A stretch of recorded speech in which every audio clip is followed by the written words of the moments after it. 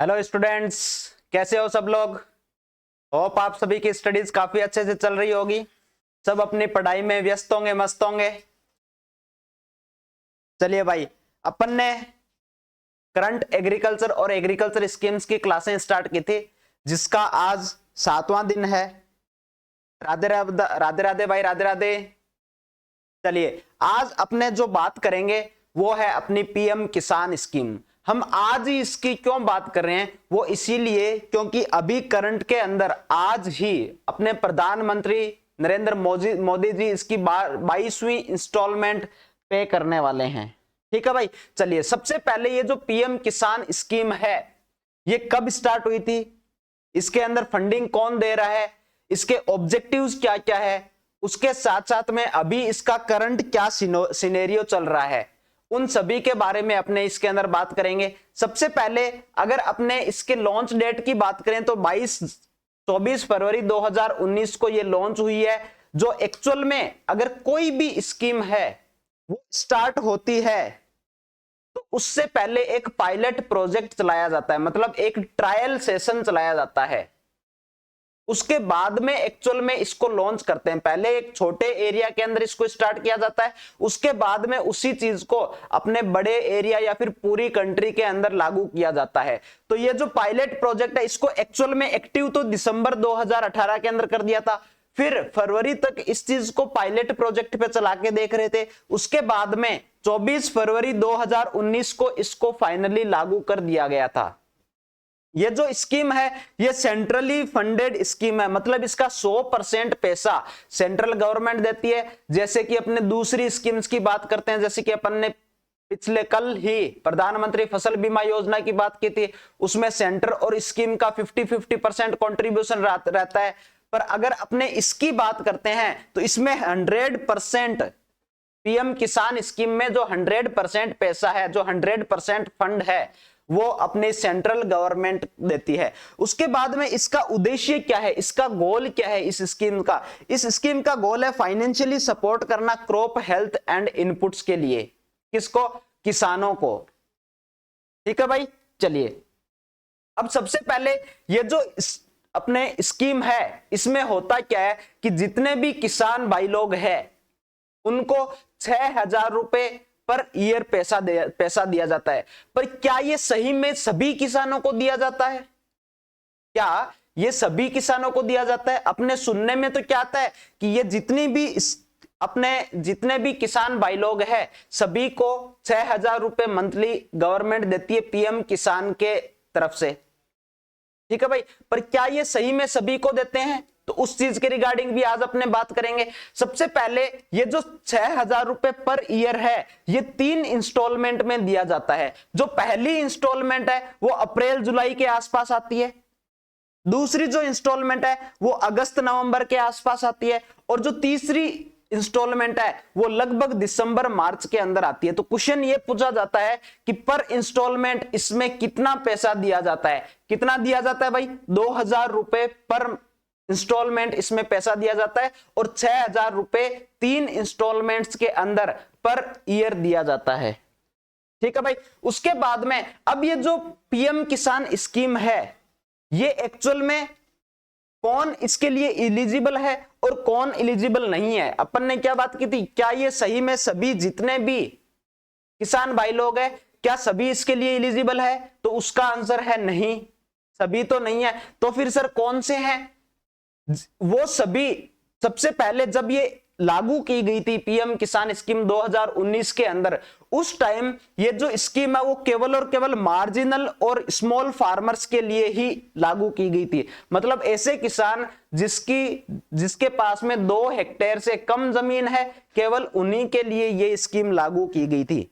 पर उसके बाद में इसको सभी उन फार्मर्स के लिए लागू कर दिया गया जिनके पास में जमीन है। सभी भूमिधारी किसान परिवारों के लिए ये जो स्कीम है वो लागू कर दी गई थी।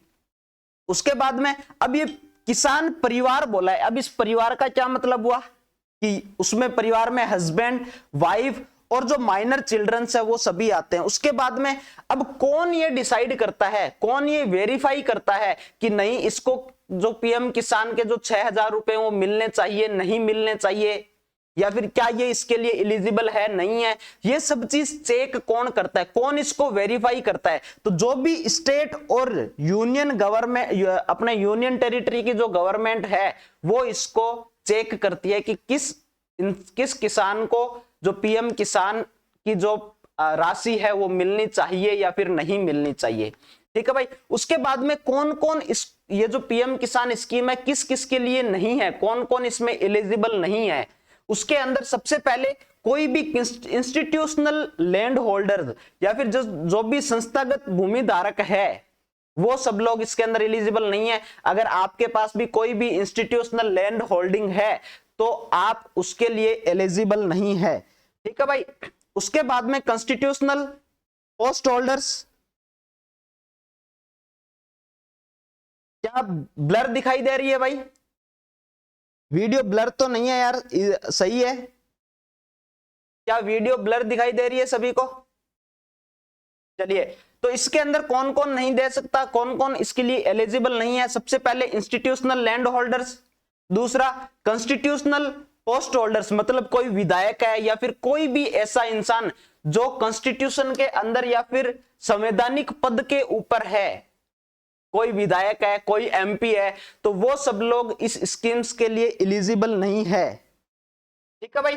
उसके बाद में कोई भी अगर गवर्नमेंट इंप्लॉइज है तो गवर्नमेंट इंप्लॉइज पीएम किसान की जो अपने योजना है उसका फायदा नहीं ले सकते, एक्सेप्ट ग्रुप डी और एमटीएस। अगर कोई मल्टीटास्किंग सर्विस के अंदर है या फिर ग्रुप डी के अंदर है वो इसके लिए एलिजिबल है। उसके अलावा कोई भी गवर्नमेंट जॉब के अंदर हैं तो वो इस स्कीम के लिए एलिजिबल नहीं है, उनको 6,000 रुपए नहीं मिलेंगे।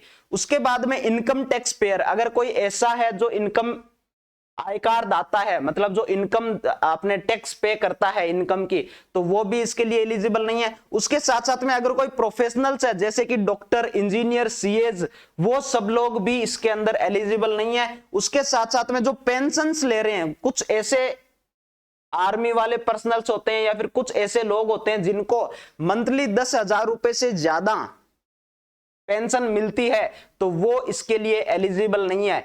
जो पेंशन की मिनिमम लिमिट कितनी है भाई? 10,000। अगर 10,000 से ज्यादा अगर किसी को भी पेंशन मिल रही है तो वो इस स्कीम के लिए एलिजिबल नहीं है भाई। ठीक है। चलिए, उसके बाद में फिर अब ये जो स्कीम है इसके लिए मैंडेटरी कौन कौन सी चीज होनी चाहिए? सबसे पहले आपके पास में आधार, जो भी किसान भाई लोग है उसके पास में आधार कार्ड होना चाहिए, और जो आधार कार्ड है वो अपने बैंक अकाउंट के साथ में सीडेड होना चाहिए, मतलब बैंक अकाउंट के साथ में उसकी सीडिंग हुई होनी चाहिए, बैंक अकाउंट के साथ में वो जुड़ा हुआ होना चाहिए। एक बैंक अकाउंट के साथ में केवल एक ही अपना आधार सीड कर सकते हैं, एक आधार जोड़ सकते हैं। ठीक है भाई। उसके बाद में ई केवाईसी आपकी कंप्लीट होनी चाहिए। उसके साथ साथ में आपके पास में स्टेट वेरिफिकेशन होना चाहिए कल्टीवेटेड लैंड रिकॉर्ड का। मतलब क्या क्या चीज की रिक्वायरमेंट है? सबसे पहले आधार सीडेड होना चाहिए अकाउंट के साथ में, दूसरा ई केवाईसी होनी चाहिए, और तीसरा लैंड के जो स्टेट वेरिफिकेशन है वो होने चाहिए आप लोगों के पास में। ठीक है भाई। चलिए, उसके बाद में अब अपन ने स्टार्टिंग में बात की थी क्या चीज की? आज ही 13 मार्च 2026 को, आज ही 13 मार्च 2026 को प्रधानमंत्री नरेंद्र मोदी जी अपने पीएम किसान की 22वीं इंस्टॉलमेंट, कौन सी किस्त भाई? 22वीं इंस्टॉलमेंट आज पे करने जा रहे हैं, जिसकी अमाउंट लगभग 19,000 करोड़ होएगी, जो कि 9.3 करोड़ किसानों को दी जाएगी। ठीक है भाई। चलिए, इसके बारे में थोड़ा और देख लेते हैं कि जो 22वीं किस्त है ये 13 मार्च को दी जा रही है 2026। कुल राशि 18,640 करोड़ रुपए है, और ये कहां से दे, जो अपने प्रधानमंत्री नरेंद्र मोदी जी है वो इसको कहां से देंगे? ये गुवाहाटी, आसाम से पीएम श्री नरेंद्र मोदी जी इसको जारी करेंगे। ठीक है भाई। कहां से करेंगे? अपने गुवाहाटी, आसाम। अगर कोई भी एग्जाम है जो अभी आसपास में आने वाला है तो उसमें ये पूछ सकते हैं कि प्रधानमंत्री नरेंद्र मोदी जी ने इसकी कौन सी इंस्टॉलमेंट अभी पे की है, 22वीं की है, उसके बाद में कहां से की है, तो गुवाहाटी आसाम से की है। ठीक है भाई। अब ये जो अपने पीएम किसान है, इसके लिए लगभग 11 करोड़ किसानों ने पंजीकरण किया है, और 11 करोड़ के अंदर से जो ये मिलने वाली है वो कितनों को मिलेगी, 9.32 करोड़ किसान इस किस्त के लाभार्थी है। उनको 9.32 करोड़ किसानों को ये जो अपने पैसे हैं वो मिलेंगे। ठीक है भाई। चलिए उसके बाद में अब इस किस्त के लिए जरूरी क्या क्या, ये चीज अपन ने देख ली, आधार कार्ड, ई-केवाईसी, उसके साथ साथ में चालू बैंक खाता। ठीक है भाई। अब सबसे पहले स्टार्ट हुई थी 2019 के अंदर। ठीक है। इसका उद्देश्य क्या था कि किसानों को स्थायी आय देना, उसके साथ साथ में कितना फायदा, 6,000 रुपए, और अब तक 21 किस्त दे दी गई है, और आज 22वीं किस्त रिलीज की जाएगी। ठीक है भाई। चलिए उसके बाद में अब अपने ये स्कीम बहुत ही प्यारी सी स्कीम है, ये छोटी सी स्कीम है, पर यहां से क्वेश्चंस पक्का पूछा जाता है भाई। ठीक है ना, यहां से क्वेश्चंस पक्का आता ही आता है पीएम किसान से। ठीक है। चलिए अब अपने क्वेश्चंस करते हैं। उसमें पहला क्वेश्चन क्या बोल रहा है, हु फंड्स 100% ऑफ पीएम किसान स्कीम। जो पीएम किसान योजना है उसका 100% वित्तीय पोषण कौन करता है, बताइए भाई। क्या स्टेट गवर्नमेंट करती है, सेंट्रल गवर्नमेंट करती है, वर्ल्ड बैंक करती है, या फिर पब्लिक प्राइवेट पार्टनरशिप करता है भाई, बताइए।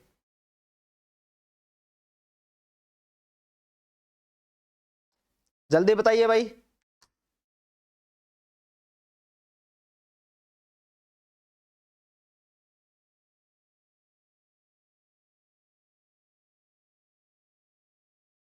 जल्दी से इसका आंसर बताइए कि जो पीएम किसान स्कीम है उसका 100% फंडिंग कौन करता है भाई।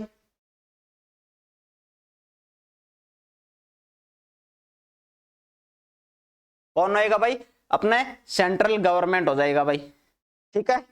चलिए अगला क्वेश्चन क्या है, what was the retrospective effective date of PM Kisan. जो पीएम किसान की पूर्वव्यापी प्रभावी तिथि क्या है, 1 जनवरी 2018, दिसंबर 1 2018, फरवरी 24 2018 2019, या फिर 1 अप्रैल 2019। कौन सा आंसर जाएगा भाई।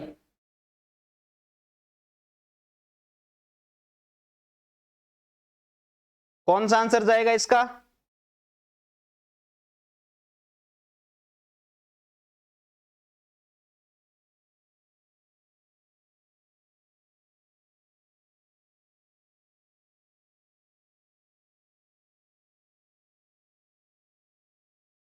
बताइए भाई जल्दी से।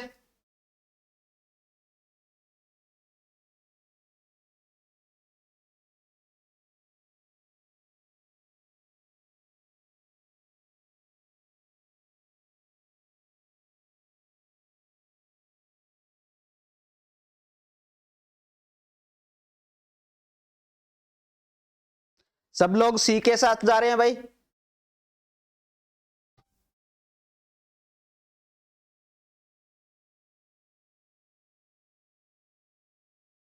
सब लोग सी के साथ जा रहे हैं, बताइए, या फिर बी के साथ जाओगे। सी के साथ जाओगे या फिर बी के साथ। बहुत ही अच्छा क्वेश्चन है ये, वेरी इंपॉर्टेंट है, ध्यान रखना। काफी अच्छा, थोड़ा सा ट्रिकी बना दिया इसको, क्वेश्चन को। ठीक है। तो बताइए कौन से के साथ जाओगे, कंफ्यूज क्यों हो रहे हैं, कंफ्यूज मत हो भाई, बताइए कौन सा के साथ जाओगे। इसका क्या हो जाएगा भाई, दिसंबर 1 2018। ठीक है भाई, 2018 होएगा, 1 दिसंबर 2018। ठीक है भाई। ये जो अपनी 24 फरवरी 2019 है, ये कौन सी है भाई, जो एक्चुअल में इफेक्टिव हुई थी, पर यहां पे क्या पूछा हुआ था, रिट्रोस्पेक्टिव इफेक्टिव। ठीक है, पूर्वव्यापी प्रभावी तिथि कौन सी है। चलिए भाई अगला क्वेश्चन क्या है, what is the total financial benefit provided per year under PM Kisan. PM Kisan के अंडर में जो टोटल फाइनेंशियल बेनिफिट है वो कितना मिलता है, 2,000 रुपए, 4,000 रुपए, 6,000 रुपए, या फिर 9,000 रुपए, बताइए भाई।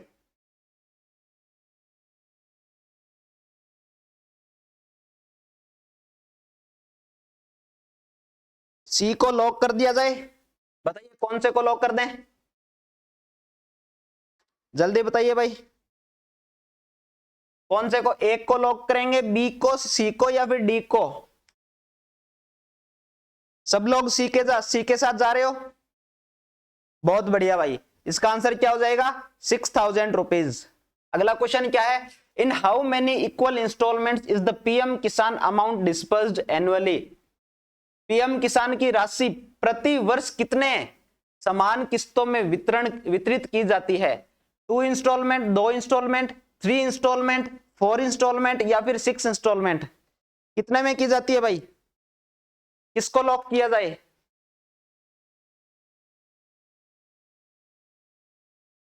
हमको भी लेना है 6K।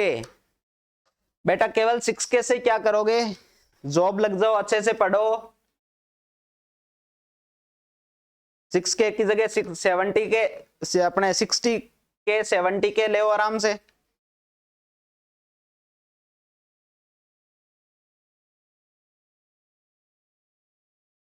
बताइए भाई, सब लोग बी के साथ जाओगे? कितने इंस्टॉलमेंट भाई? 3 इंस्टॉलमेंट्स है। चलिए नेक्स्ट क्वेश्चन क्या है? Currently the scheme covers which category of farmers? वर्तमान में यह योजना किसानों की किस श्रेणी को कवर करती है? Only marginal farmer, farmers with up to 2 hectare, only corporate farmer, या फिर ऑल लैंड होल्डिंग फार्मर? सभी भूमिधारी किसान, 2 हेक्टेयर तक वाले किसान, केवल सीमांत किसान, या फिर केवल कॉर्पोरेट किसान के लिए? कौन है भाई?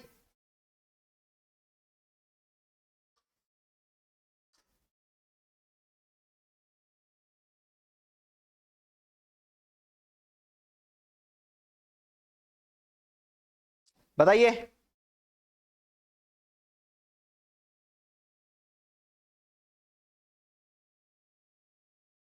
सबके सब ऑल के साथ जा रहे हो भाई?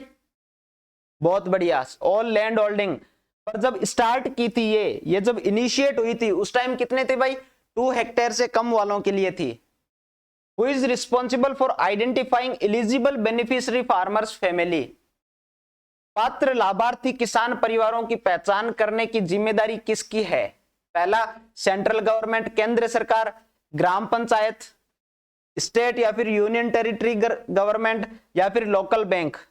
बताइए भाई किसका काम है ये?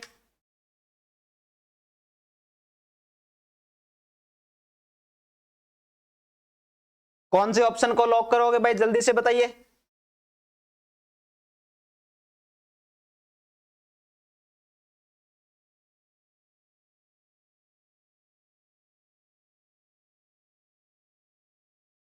देखिए भाई जितनी भी स्कीम्स है और जितना भी करंट एग्रीकल्चर है वो अपने हर किसी एग्जाम्स के लिए, चाहे आप किसी भी एग्जाम्स की तैयारी कर रहे हो और चाहे आप किसी भी स्टेट से हो, करंट एग्रीकल्चर और एग्रीकल्चर स्कीम्स का बहुत ज्यादा फर्क पड़ता है एग्जाम्स के अंदर।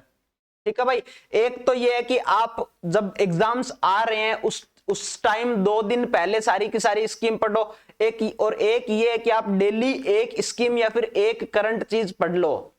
तो आप ये देखो, अगर आप कंटिन्यू 2 महीने आधा आधा एक एक घंटा भी देते हो एक स्कीम को या फिर एक करंट को, तो आप 60 स्कीम्स या फिर 60 करंट अफेयर के क्वेश्चंस कवर कर सकते हो। अब एक स्कीम के अंदर भी कम से कम 10 से 15 क्वेश्चंस बनने के चांसेस रहते हैं।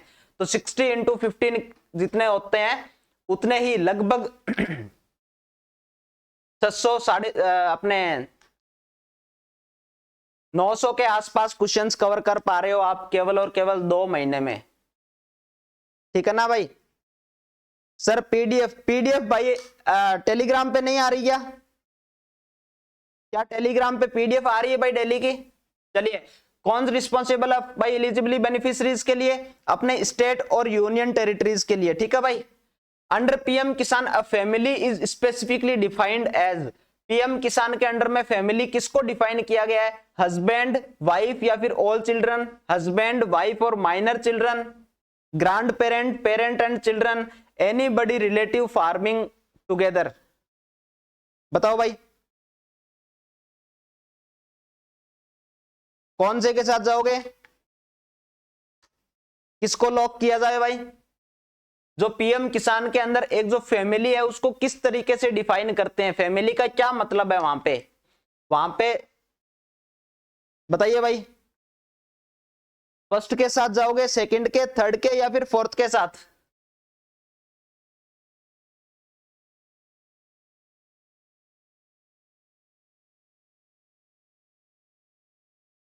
डी, बी, सब इतने कंफ्यूज्ड कैसे हो भाई इस क्वेश्चन के अंदर?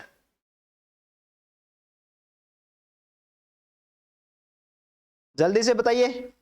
चलिए बहुत बढ़िया भाई, इसका आंसर क्या हो जाएगा? Husband, wife and minor children, मतलब ऐसे बच्चे जो कम आयु के हैं, केवल वही इसके अंदर एक फैमिली माना जाएगा। अगर बच्चा मैच्योर हो चुका है तो फिर वो इसके अंदर नहीं माना जाएगा एक फैमिली के अंदर, ठीक है भाई। जो छोटा बच्चा है केवल वही इसके अंदर इंक्लूड होएगा, ठीक है भाई। चलिए उसके बाद में which of the following is eligible for PM Kisan, PM Kisan के लिए कौन पात्र है? Multitasking staff, group D government employ, या फिर एक रिटायर्ड पेंशनर जिसको 15,000 रुपए पर मंथ मिल रहा है, या फिर इंस्टीट्यूशनल लैंड होल्डर, या फिर एक doctor who farms on the weekend, जो वीकेंड पे फार्मिंग करता है। किसके साथ जाओगे भाई बताइए?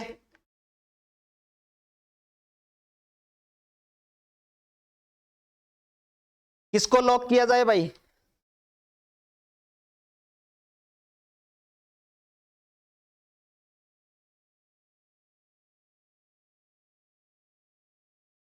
सब लोग एक के साथ जा रहे हो? बताइए बताइए।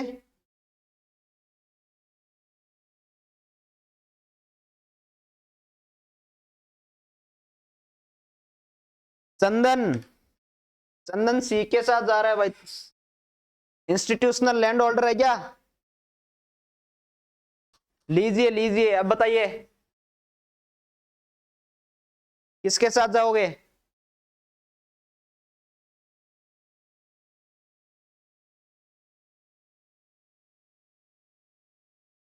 चलिए भाई, इसका क्या हो जाएगा?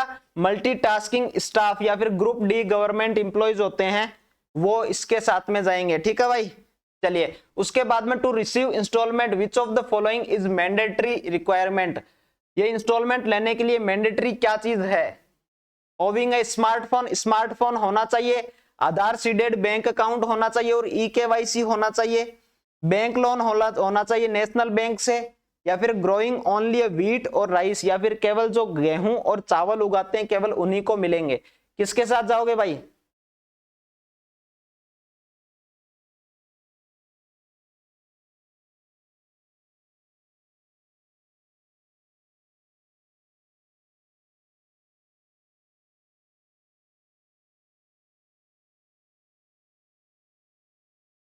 सब बी के साथ जा रहे हो?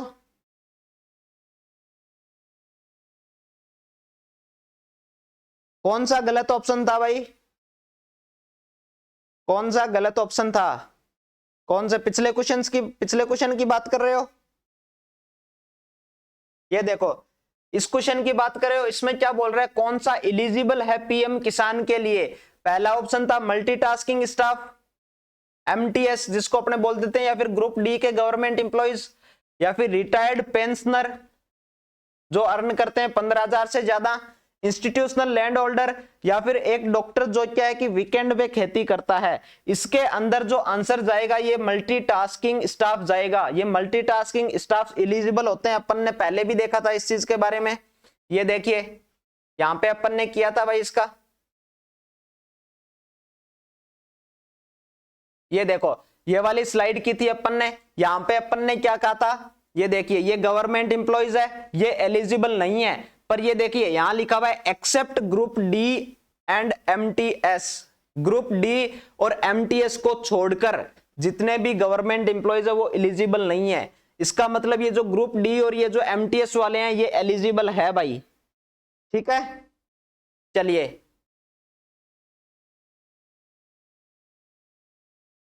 हाँ भाई इसका बताइए, सब लोग बी के साथ जाओगे? लास्ट वाले क्वेश्चन में 2 गवर्नमेंट एम्प्लॉइज और 1 इंस्टीट्यूशनल लैंड होल्डिंग था नॉट एलिजिबल। 3 है भाई, डॉक्टर भी नॉट एलिजिबल होएगा। ठीक है, चलिए इसका आंसर क्या जाएगा, आधार सीडेड बैंक अकाउंट और ई केवाईसी होना चाहिए।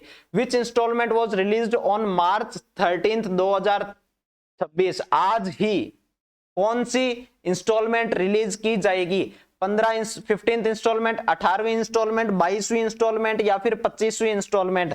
बताइए भाई, आज प्रधानमंत्री नरेंद्र मोदी जी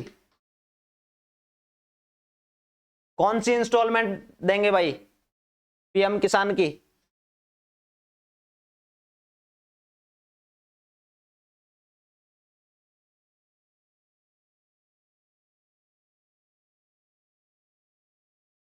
बहुत बढ़िया भाई, बताइए बताइए, आज जो प्रधानमंत्री नरेंद्र मोदी जी पीएम किसान की कौन सी इंस्टॉलमेंट पे करेंगे?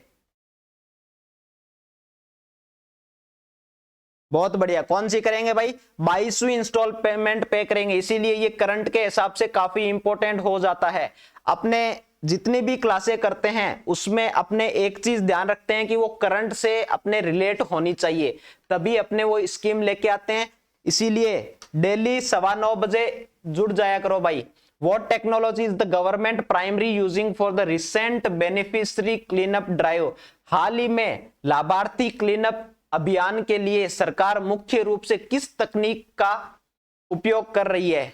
Artificial intelligence, blockchain, drone mapping या फिर वर्चुअल रियलिटी? बताइए भाई।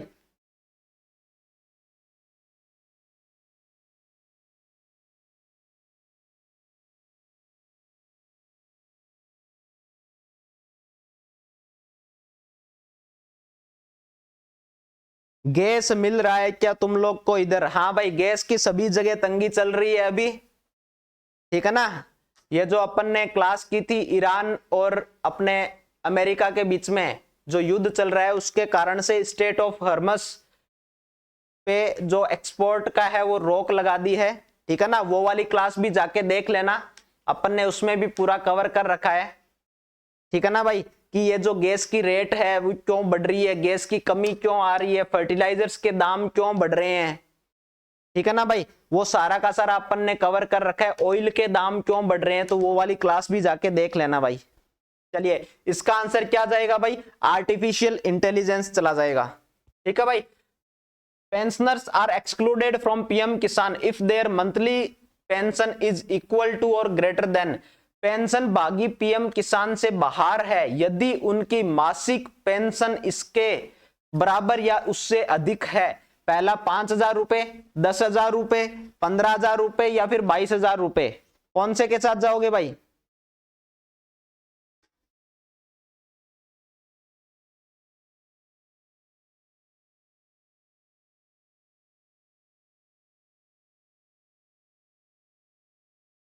बताइए भाई, कौन से के साथ जाओगे? ए को लॉक किया जाए, बी को, सी को या फिर डी को?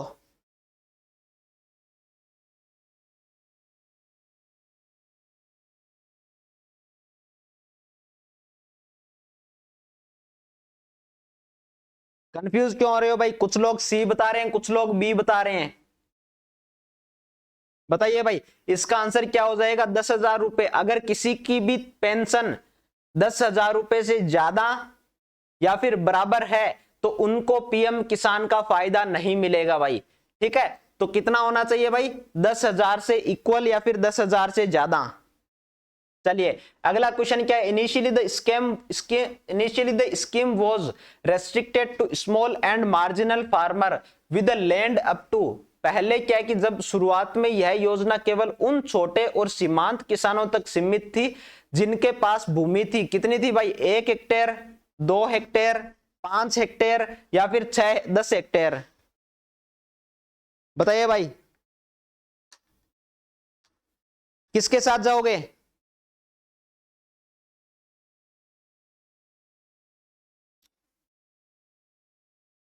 मैं दोबारा बता देता हूं, चाहे आप किसी भी एग्जाम्स की तैयारी कर रहे हो, चाहे एग्रीकल्चर सुपरवाइजर की कर रहे हो, प्लांट प्रोटेक्शन इंस्पेक्टर की, प्लांट प्रोटेक्शन सुपरवाइजर की, एग्रीकल्चर फील्ड ऑफिसर की, नाबार्ड की, एफसीआई की, इफको की, कोई भी एग्जाम्स की तैयारी कर रहे हो तो उसमें एक चीज कॉमन रहती है और वो है करंट एग्रीकल्चर की और करंट स्कीम्स की।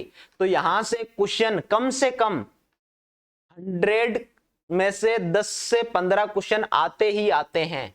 ठीक है भाई, तो इसीलिए ये चीज थोड़ा ध्यान रखा करो, अपने जो करंट है उसके ऊपर भी फोकस करो भाई। तो इसका आंसर क्या चला जाएगा, इक्वल टू और लेस देन 2 हेक्टेयर वालों के लिए स्टार्टिंग में ये स्टार्ट की गई थी भाई। ठीक है, what is the mode of transfer used to send 2000 installment to beneficiaries. लाभार्थी को 2000 की किस्त भेजने के लिए किस ट्रांसफर मोड का उपयोग किया जाता है।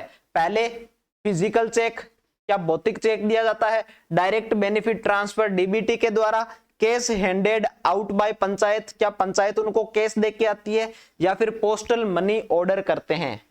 कौन सी के साथ जाओगे भाई।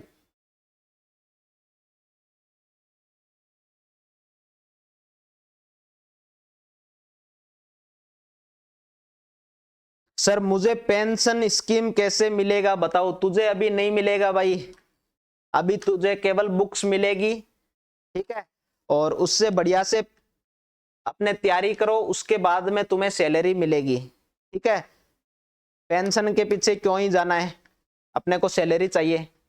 ठीक है भाई, तो इसका आंसर क्या जाएगा, डायरेक्ट बेनिफिट ट्रांसफर डीबीटी चला जाएगा। बहुत बढ़िया भाई, सभी ने सही बताया है। उसके बाद में ड्यूरिंग द यूनियन बजट 2026, जो यूनियन बजट था 2026, there were discussion about increasing the standard PM Kisan benefit.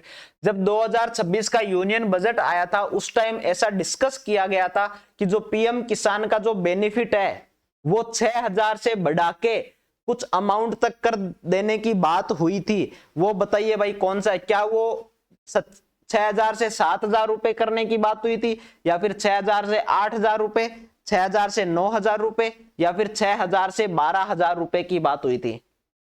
बताइए भाई, जो पीएम किसान की जो रकम है, जो अमाउंट है, क्या कहां तक उसको बढ़ाने की बात हुई थी भाई, मालूम है किसी को। देखते हैं आप लोग कितना करंट के लिए जागरूक रहते हैं, कितना आप लोग बजट को देखते हैं, कितना आप लोग सभी चीजों को देखते हैं, बताइए भाई।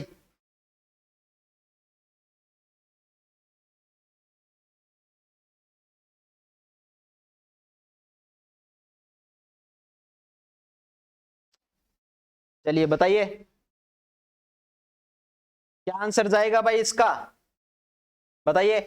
7000 जाएगा, 8000 जाएगा, 9000 या फिर 12000। बहुत बढ़िया भाई, इसका क्या चला जाएगा, 9000 जाएगा। ठीक है भाई, चलिए अब अगर आपको अपने एग्जाम्स के रिगार्डिंग या फिर किसी भी चीज के रिगार्डिंग कोई भी आपको डाउट है या फिर कोई ऐसी चीज है जो आपको परेशान कर रही है तो वो चीज आप बता सकते हो भाई स्टडीज के रिगार्डिंग, बताइए। अब छोटी सी अपने कुछ बातें कर लेते हैं, ठीक है ना। अगर किसी भी अपने एग्जाम्स के रिगार्डिंग या फिर कोई भी कसर किस चीज की तैयारी करें या फिर सर कौन सा एग्जाम ज्यादा सही रहेगा, ठीक है ना, तो वो चीज भी आप लोग पूछ सकते हैं। अभी आप लोगों के पास में 2 मिनट का टाइम है।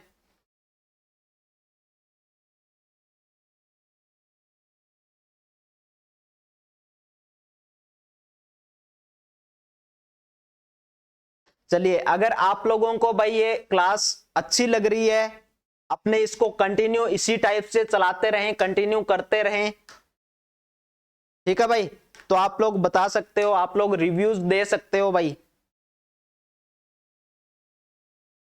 ये गुड मॉर्निंग सर वाला कौन है भाई, रागिनी, इतना जल्दी उठती हो क्लास खत्म होने के बाद में।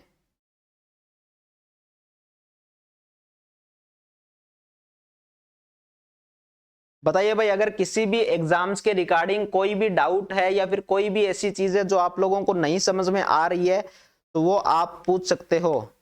सूर्य कुमार यादव, हेलो भाई। बीएससी एजी के बाद में क्या पढ़ें। हाँ भाई, ये सभी बच्चों का, जितने भी बच्चे हैं उनका ये सबसे बेसिक क्वेश्चन रहता है, सबसे इंपॉर्टेंट क्वेश्चन रहता है कि सर बीएससी एजी के बाद में क्या पढ़ें। ठीक है भाई। देखिए अभी सबसे पहले आप लोगों की बीएससी एजी चल रही है। अगर आप थर्ड ईयर से पहले हैं, मतलब आप फोर्थ ईयर में नहीं आए हैं, थर्ड ईयर तक आप अच्छे से अपना जो सिलेबस है कॉलेज का उसके ऊपर बहुत ज्यादा अच्छे तरीके से अपने उसको फॉलो करते रहें। क्यों? क्योंकि अपने जब कॉम्पिटिटिव एग्जाम्स के अंदर जाएंगे, बैठेंगे, चाहे वो जेआरएफ आईसीआर का जेआरएफ हो या फिर एग्रीकल्चर फील्ड ऑफिसर हो, नाबार्ड हो, सीसीआई हो, सीडब्ल्यूसी हो, इफको हो, कोई भी एग्जाम है उसमें सिलेबस जो अपन ने बीएससी एजी के अंदर पढ़ा है वहीं से आता है। तो सबसे मेन अगर आप थर्ड ईयर तक हो, फर्स्ट ईयर, सेकेंड ईयर या फिर थर्ड ईयर के अंदर, तो आप अपना जो सिलेबस है उसको बहुत ज्यादा सीरियसली लेके बहुत अच्छे से पढ़ते रहें। और अगर आपने बीएससी थर्ड ईयर क्रॉस कर लिया है और अब आप बीएससी फोर्थ ईयर के अंदर हैं और आप ये सोच रहे हैं कि सर हम कौन से कॉम्पिटिटिव एग्जाम्स की तैयारी करें, तो इसमें आपको बीएससी के बाद में बहुत सारा स्कोप है। लोग बोलते हैं कि बीएससी एजी के बाद में कोई स्कोप नहीं है, पर मैं बोलता हूं बीएससी एजी के बाद जितना स्कोप है उतना किसी भी अदर स्ट्रीम के अंदर नहीं है। चाहे वो एमबीबीएस हो, चाहे वो बीडीएस हो, या फिर वेटनरी हो, या फिर नॉर्मल जो बीए एमए करते हैं, या फिर नॉर्मल बीएससी करते हैं, उन सबसे ज्यादा अगर स्कोप है किसी भी सब्जेक्ट के अंदर तो वो अपने एग्रीकल्चर के अंदर है।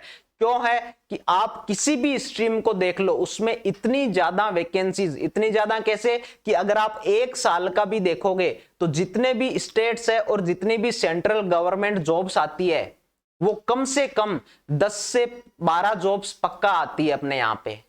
जॉब में टाइप ऑफ जॉब की बात कर रहा हूं मैं, नंबर ऑफ वैकेंसीज की बात नहीं कर रहा कि कितनी जॉब्स, चाहे वो अगर अपने इसी साल की देखेंगे 2025 की देखेंगे तो 2025 में कितनी सारी जॉब्स आई है। सेंट्रल वेयर हाउस कॉर्पोरेशन की जॉब आई है, एग्रीकल्चर फील्ड ऑफिसर की जॉब आई है, अपने नाबार्ड की जॉब आई है, हरियाणा में एग्रीकल्चर डेवलपमेंट ऑफिसर की जॉब आई है, एमपी में आरईयू एचईओ की जॉब आई है, एमपी के अंदर फूड सेफ्टी ऑफिसर की जॉब आई है, राजस्थान के अंदर एग्रीकल्चर सुपरवाइजर की जॉब आई है, असिस्टेंट एग्रीकल्चर ऑफिसर की जॉब आई है, एग्रीकल्चर ऑफिसर की जॉब आई है। तो ये देखिए कि आप नंबर ऑफ वैकेंसीज कितनी ज्यादा आ रही है अपने यहां पे। अगर आप किसी भी एग्जाम को आप टारगेट करके अगर अच्छे से पढ़ते हैं तो आपका सिलेक्शन कोई भी नहीं रोक सकता। ठीक है भाई। सर टेलीग्राम आईडी क्या है? अपने ऑनलाइन एग्रीकल्चर के नाम से ही अपना टेलीग्राम चैनल है भाई। ठीक है, जो अपनी कोचिंग है उसका ऑनलाइन एग्रीकल्चर के नाम से ही अपना चैनल है। तो आप कोई भी एग्जाम को एक को सिलेक्ट कर लो और उसी के पीछे पड़े रहो। ठीक है ना, ऐसे नहीं कि आपने 2 महीने इसके एग्जाम्स की तैयारी कर ली, तीसरे महीने हम इस एग्जाम्स की तैयारी कर रहे हैं। तो इसीलिए एक एग्जाम को टारगेट करो और अच्छे से करो, फिर पूरा जी जान लगा दो उसके अंदर करने के लिए। ठीक है भाई, चलिए आज के लिए हम इतना ही रखते हैं। Okay, take care.